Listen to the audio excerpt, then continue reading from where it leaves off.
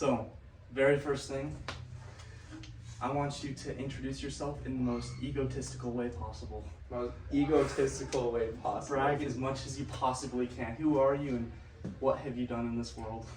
That's a super good.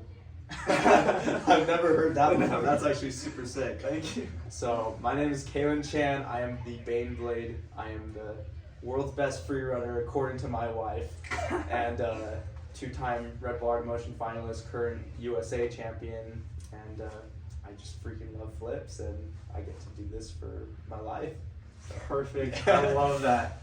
So, Calen Chan, you are the Baneblade. What is the definition of Baneblade? Break that word down.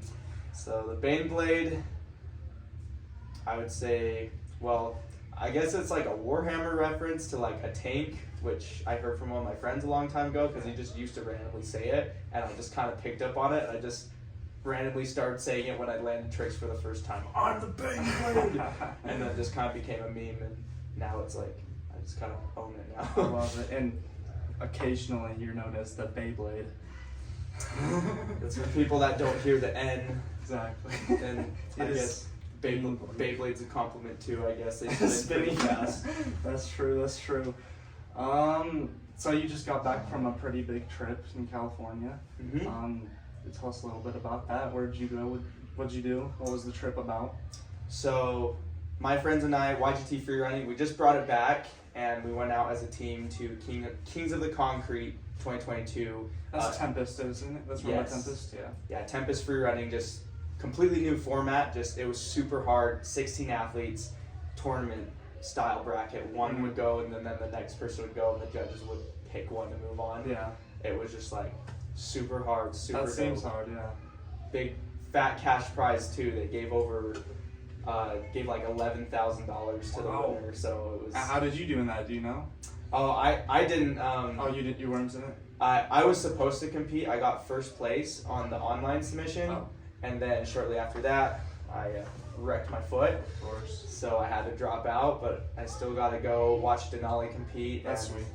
Everyone else. So I've seen some people posting on their stories about that, but I haven't seen too much. They seem like they're kind of trying not to show it. What's that about? Yeah, so the whole competition, originally it was going to be completely underground. There was going to be no audience. It was just going to be the competitors. That would be interesting. And just filmed like with no one knowing about it. But then, it's like everyone wanted to see it, so they made a limited amount of spots for people to come and watch. But they're making an entire mini series on it, and no one's supposed to say anything that happened during the competition because they want to keep that as a surprise. That seems really, really cool. Yeah. So, are you allowed to talk about like the format of it? You said it's tournament style. Are you supposed to like come up with a line and present the line in each bracket? Yeah. So basically, there's just one small course, and the athletes were just seated, so they'd go head to head, and then the first one would do his line. The second person would actually wait out back, so they weren't able to see the first person's line. And then after the first person went, then the second person would come out and do their line. There were 5 judges, they'd pick one to move on, and then it was just 4 rounds of that. Brutal. That is a really unique way of doing things, because I mean, especially a parkour tournament, like, audience seems pretty important for the energy. You said there was an audience, but they didn't want to originally? Yeah, they originally didn't want to, but they had to make their money back somehow. Yeah. And I'm glad that they included the community in it too. Of course, yeah. Because it was a sick event. But that does seem really, really cool. And they handpicked people to participate in it? Yeah, so they did the Tempest Onlines from last year. All the winners got a spot, and then they did one last audition online, and that's the one I got first place in that audition. And Okay. I wasn't able to compete. That was really cool. So this was the first year they did that? Yes, it was the very first year. They plan on making this an annual thing, you think? Yeah, especially after this year, how successful it Yeah. was. There's really high hopes that next year is going to be bigger and Yeah, better. it seems like there was a lot of hype around it. That's really cool. How did you very first discover parkour, and what was your process of like trying it and getting into it? So how I started parkour originally, when I was 8 years old, my cousin and I, he actually found parkour on the internet on YouTube, and he showed it to me, and we just It's like 2006, like just watching. Wow, these- that's like where it started. Yeah, like the beginning of YouTube. Yeah. Like we saw some of those first parkour videos, and we decided we wanted to be daredevils, and like we kind of tried the stuff in that. And after like 4 years of practicing, we were finally able to do a backflip on the ground, and that's all we could do. Yeah. But then I kind of like didn't really do much anymore. I took capoeira for 2 years, so when I was 12 to 14 years old. And then I took my first parkour class, and even though I could only backflip at the time, they told me I was going to do a front flip, and I said, no way, I'm the backflip kid, like I can only do backflips.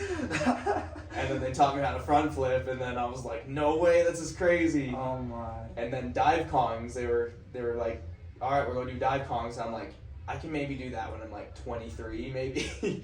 That's what I thought. I don't know why it's so oddly specific. I'm 24, can still do them, luckily. You can still do them.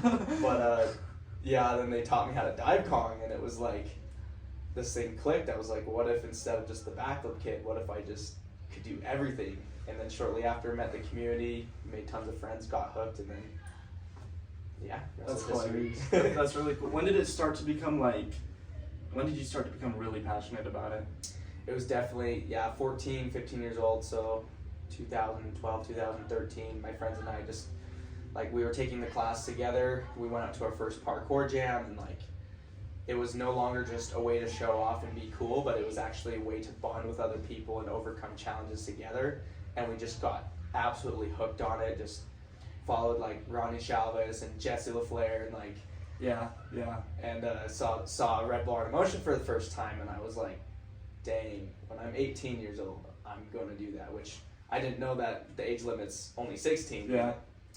That became my next biggest goal, was to go there. That's really awesome. So have you been in Art of Motion twice and placed fourth both times? Yes. That's awesome. How many times have you submitted? So 2016 was the first year I submitted. I was 18 years old. Barely got that fourth place online spot that got me into the comp, and then I ended up taking fourth in the finals. So 3 fourth places. That's fourth tends to be like my number, which I'm trying to get rid of that, trying to make it one. Yeah. We need that number one. That's definitely something to be proud of. That's really cool. So there's something in your life that typically sets you apart from other big free runners is your LDS, and you served a mission, and that can, for a lot of people, be a big handicap if you're really trying to be a professional athlete. So was that a hard decision for you to make, to serve a mission? Serving a mission was probably the hardest decision that I made, because like at first, I don't know if you know, but kind of I feel like my religion and almost bargaining with God in a sense, my life was kind of going downhill. Like I had no idea what I was going to do. I was literally told in high school by a school counselor that I was going to be a failure in life. Wow. I had no idea what I was going to do. I just knew I really loved parkour, Yeah. and I basically told God, like, hey, this is all I enjoy doing. I feel like this is all I can do. Like, if you can help me turn this into a career, develop my skills, I'll use it to do your work and to, give you the glory and try to make the world a better place. And that's when things started going uphill. And then eventually the decision to serve a mission, I wasn't originally going to do that, but it came up, and it was like, I had this strong feeling I was supposed to do it. And it was like, even though God had already given me so much, he was now asking if I was willing to sacrifice that. It was like the ultimate test, I feel like. And it was a big sacrifice, and it kind of halted a lot of my momentum. But now, like, a few years later, like, I'm starting to see all the blessings from it. And now it's like my momentum is even greater than it's ever been before. So. That's really amazing. And it wasn't too much of a stop for you, right? Because you were able to do some things on your mission. I remember watching a video, you said like your mission president said like he wanted to use your skills. He liked it and he wanted to be involved with it, right? Yeah, I was super lucky that the mission president was letting me do parkour and saw that was a really big part of my life. And even in missionary work I did before going to New Zealand, like it was super awesome that I didn't have to give that up while I was out there, even though like I had to give up a lot of opportunities. but it was good. That's really cool. I'm sure you didn't get nearly as much training time, but did you get a decent amount of training time in some times? Yeah, I got to train like a few times, usually every P day, like Yeah. I could train a little bit and then, but yeah, definitely wasn't training nearly as hard as Yeah, I was definitely. before, so lost a little bit of power when I was out there, but Yeah, definitely good that you were able to do something though. That's really good.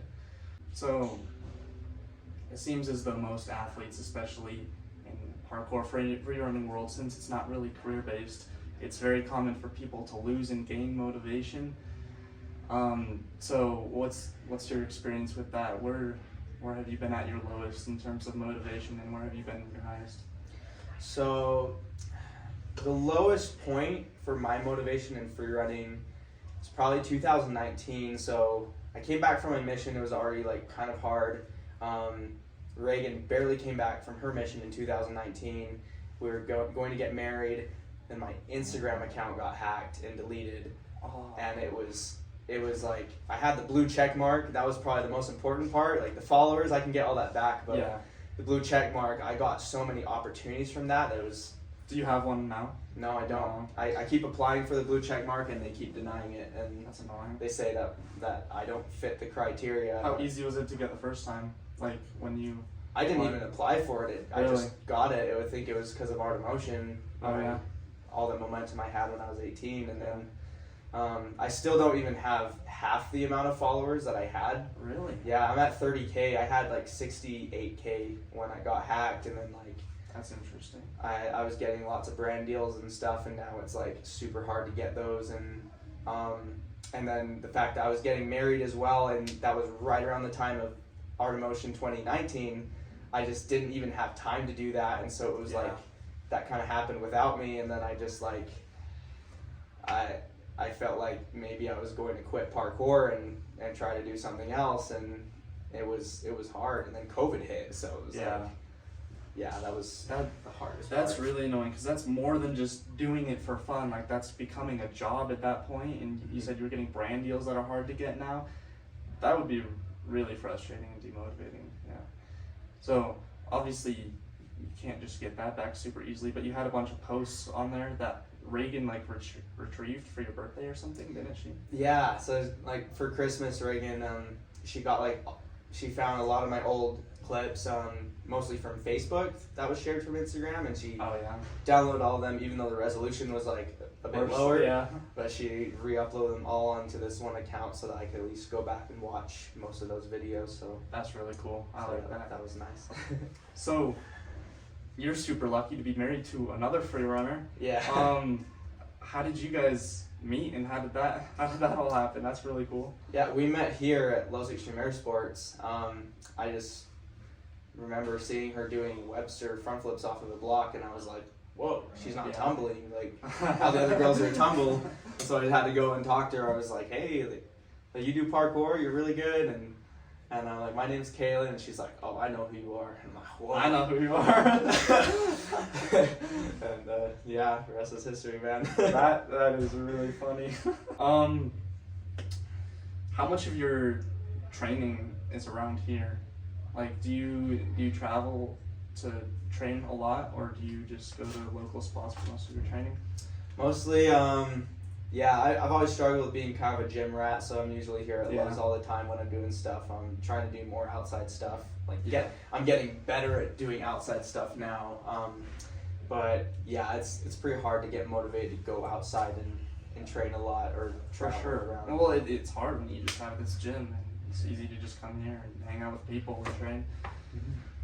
But there's probably a handful of really good local spots around here that you train at, right? Yeah, there's a couple decent spots around here in Provo. Some of the best spots are up in like Draper and Salt Lake. Yeah. And so sometimes it's annoying to go up there, even though it's not even that far from where Yeah. I live. Yeah. We actually went and trained at Corner Canyon yesterday. So we did that during Yeah. Baneblade, and so we wanted to go back to that again. That was really fun. And there's this clip on your Instagram, I think, a little while ago, and I was trying to figure out where the spot was. It was you doing a double. There was a whole line after it, but you're doing a double gainer up Double to gainer. cement. Yeah. Yeah, so that's up at the Merrill Engineering Building at the University of Utah. So Oh, that is there. yeah, Okay. that's where it is. That's interesting. Okay, that's cool. It's my favorite spot. That's your favorite. I remember Definitely Denali saying that. That's your favorite spot. It is like the best spot for banger lines. Yeah, that's really cool.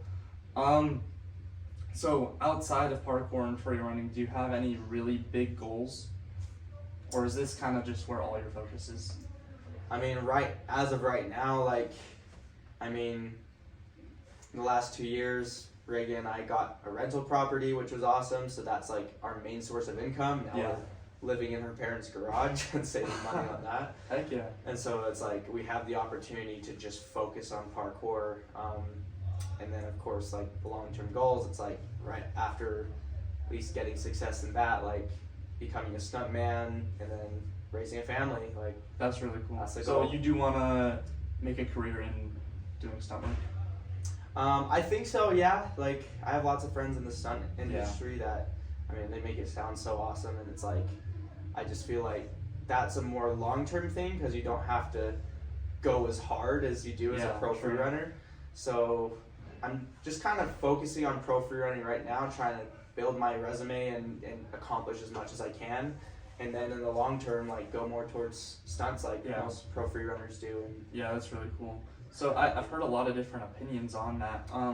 Obviously, doing parkour and free running, it builds those skills that are really good for stunt work. But is that something you really want to do, or do you just consider that a good career path, or do you really enjoy doing stunts? yeah, as far as a career path, like, I see the stunt work, right now it's not in my biggest interest. Yeah. It's more of like, that's a good career that can pay the bills long term. It's more of like a Mhm. smart decision. But at the same time, like, once I do it and I see the final product, I love telling stories Yeah. and like seeing just that action put on camera and put into a movie. I think it's super sick. Like, who doesn't want to be a superhero, you know? Yeah, exactly. And so I think it's really cool. I'm definitely not as comfortable with the industry yet, but Yeah, I have good hopes that I'll enjoy it once the time comes. for sure, for sure. Have you been in any like proper films doing stunt work? I've done a couple of small, low-budget movies and maybe one TV series, and Oh yeah. so I've dabbled in a little bit. I do have connections with friends that originally did parkour with me that are now doing Marvel movies and Wow. like stunt doubling big celebrities. So That's really cool. I know that that's open for when Yeah. I want to do that. I'm not too familiar with that stuff, but the only person I can think of is what's his name? Chris He's Romero. more of a skater, and he does Andrew Oh. Garfield's Spider-Man. Yeah. Man, why can't I think of his name? Yeah, the skateboarder guy. Yeah. He does. Does he do parkour as well? Yeah, he does like man, I can't remember his name, but like he did. I remember seeing when he did like a front flip off an 8 stair onto a skateboard. Like, Yeah. like Oh my ridiculous gosh, stuff. That is wild. His story is insane on how he became Andrew Garfield's stunt double. I don't Yeah. know. Have you heard I about?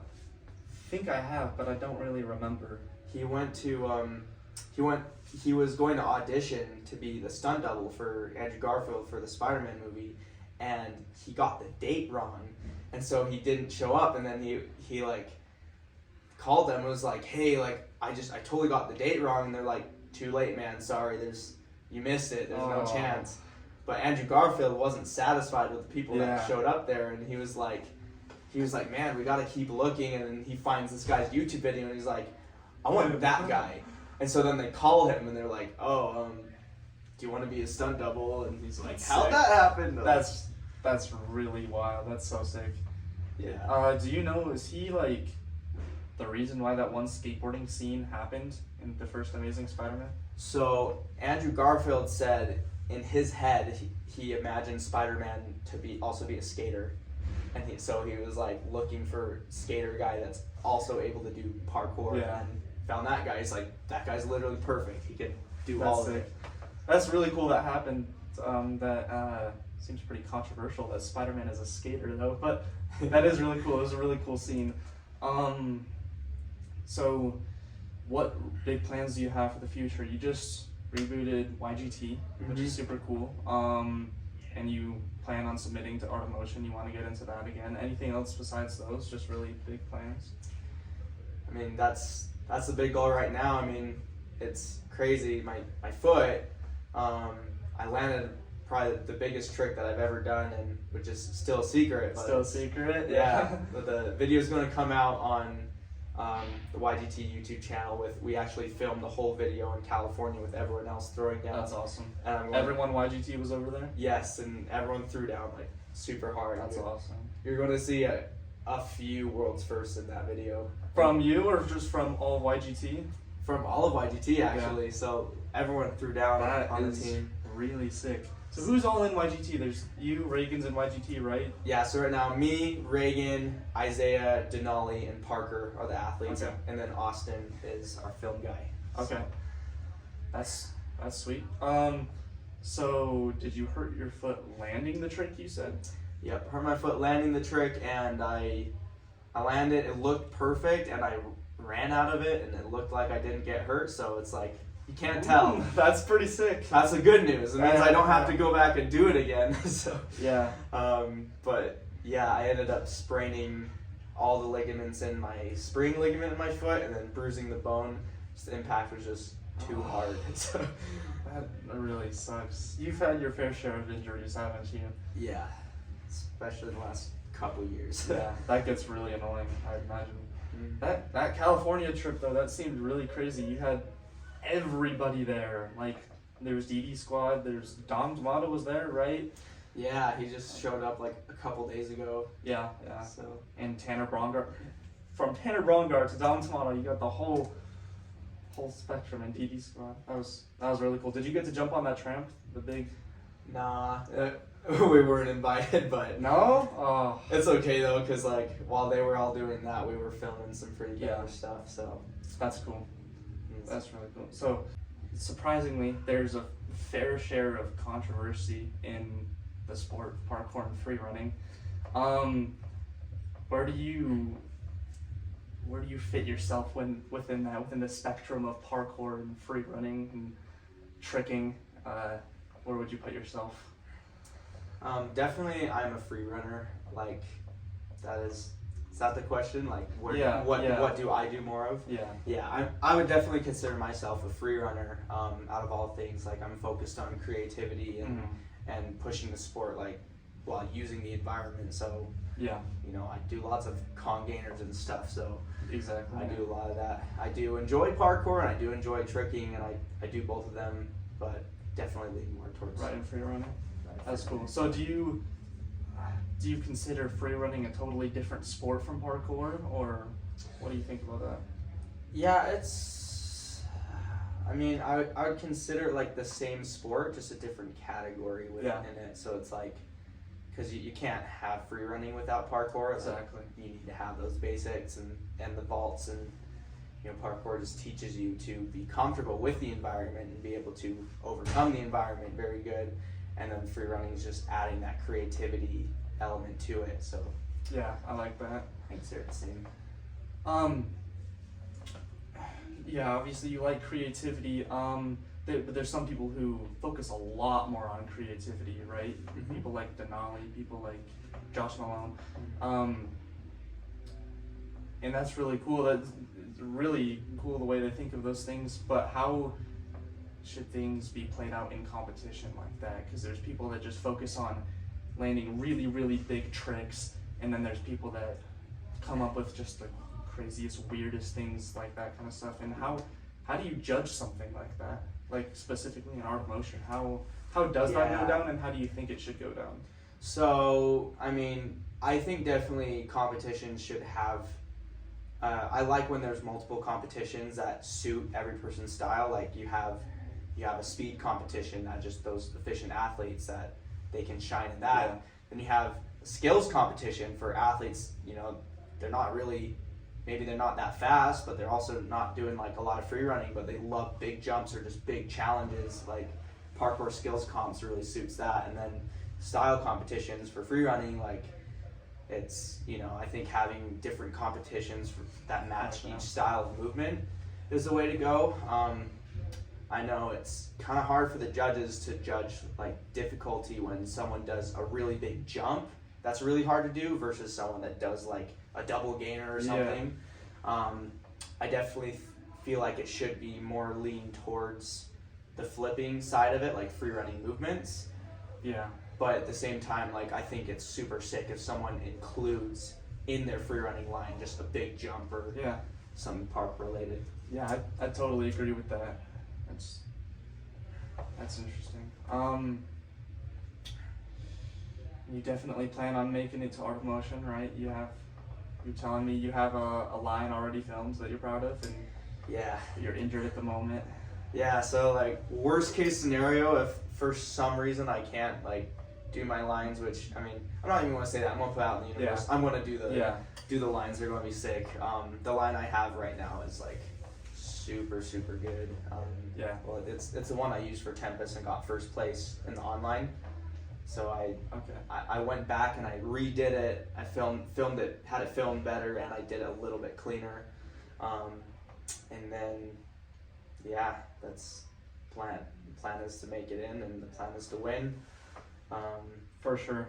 Yeah, that's how it got in 2016. Like I just decided I'm going to make it Art of Motion. What do I have to do to get there? Yeah. And I just made it happen. So that's awesome. That's what you gotta do. Well, best of luck for that. One last question, probably the most important question. I want you to think very hard and deeply about this. Team Red or Team Purple? Right now, purple's a thing. Purple is where it's at. Yeah. Seems like everyone was Team Red for about 30 seconds, and then they switched back to purple. Dude, it's a hilarious story because we all just randomly, Denali just randomly started it. It was Denali? He just turned his profile picture purple and just randomly it just became a thing, and we all just changed our profile picture purple, and then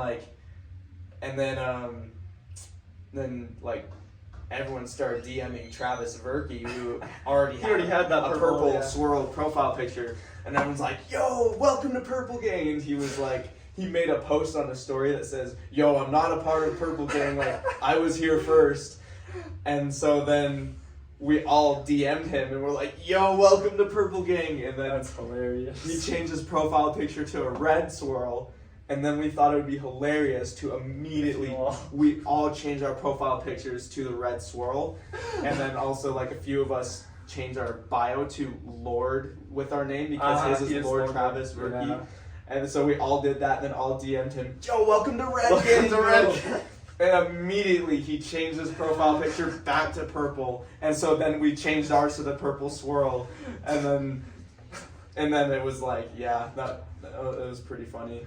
That is hilarious. Do you think he was doing that to be funny, or did he just not want the same profile picture as you guys? I think people in the UK have a different sense of humor than us here. So I reached out to him and was like, "Yo, sorry if we're annoying," but he's like, "Nah." He was joking around too, but that's so funny. It was hilarious though when we were doing it.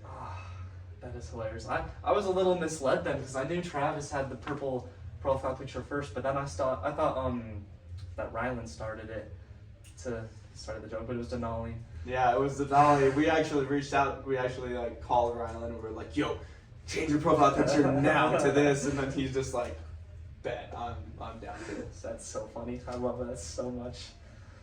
Oh my gosh. Well, I think that's about all I have for you. I really, really do wish you the best of luck for your Art of Motion and your submissions. I hope that goes really well, and I wish you a quick recovery. Thanks, bro. Other than that, thank you so much for doing this. Absolutely, man. Really happy about that. Thanks too. Thank you, bro. Of course, man. I love talking about parkour.